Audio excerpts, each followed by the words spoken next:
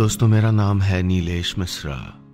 कहानियां सुनाता हूं। बिग एफएम पर आप सुन रहे हैं यादों का idiot box with Nilesh Mishra season 5। कहानियां जिनमें आप मिलते हैं खुद से। दोस्तों, मैं आपको सुना रहा हूं अपनी लिखी हुई कहानी दूसरा प्यार पार्ट 3। इस कहानी में अब तक आपने सुना रिद्धिमा मिश्रा क्रिकेट सीख रही है और उसे अपने कोच नील जोशी से प्यार हो गया है।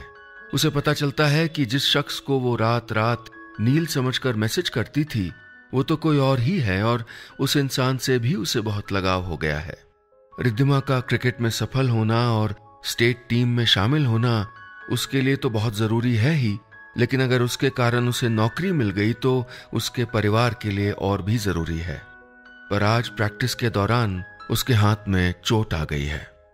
अस्पताल के कमरे में रिद्धिमा एक बार फिर नील से प्यार का इजहार कर बैठती है और नील नाराज होकर चला जाता है। अब आगे। शाम के 7 बज चुके थे। क्रिकेट क्लब का मैनेजर रिद्धिमा को उसके घर तक पहुंचाकर छोड़ आया।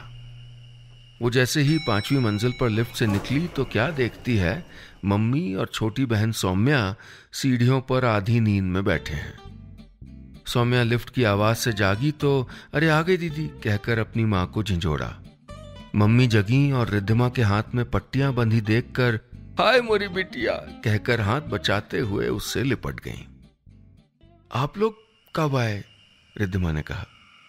अरे यार दीदी, जैसे ही सुना बस मम्मी ने कहा हमें अब भी चलना है। एसी बस से आए और कोई टिकट ही नहीं मिला। 2 घंटा तो हो गया यहाँ बैठे बैठे। सॉरी मेरा बच्चा। अरे हम कर लेते मैनेज, लेकिन चलो आ गई, बहुत अच्छा हुआ। सौम्या ने रिद्धिमा के बैग से चाबी लेकर दरवाजा खोला कि तभी उसके फोन पर मैसेज के नोटिफिकेशन आने लगे। सौम्या ने चाबी के बगल में रखा फोन चमकता देखा तो उठाकर रिद्धिमा को देने लगी। बार बार फोन की स्क्रीन पे नाम आ रहा था, 1 मैसेज अजनबी। रिद्धिमा की मोहब्बत की दूसरी शिफ्ट का वक्त हो रहा था। अजनबी? ये क्या चक्कर है? रिद्धिमा के घूरने के बावजूद सौम्या ने यह बात इतनी जोर से कही थी कि 303 वाली कोयल आंटी ने तो जरूर सुन ली होगी।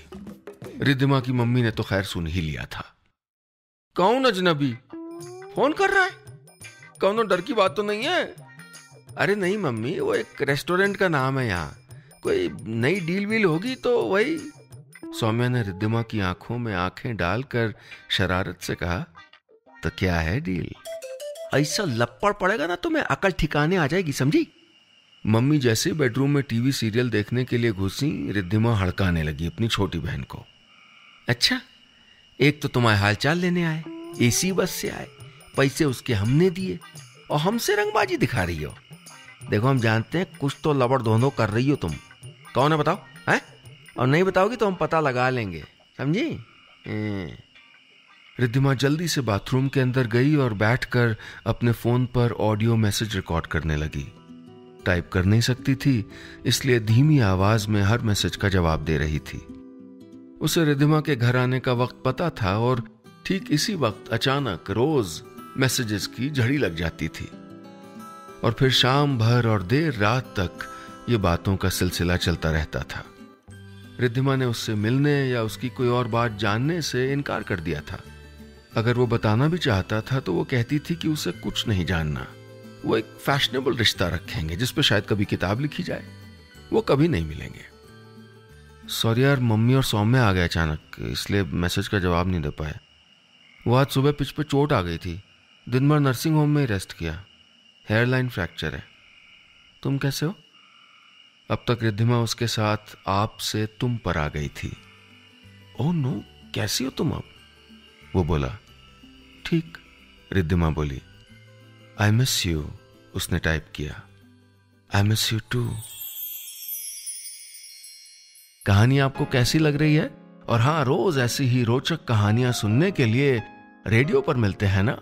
सुनिए यादों का idiot box with Nilesh Mishra season 5 big FM पर।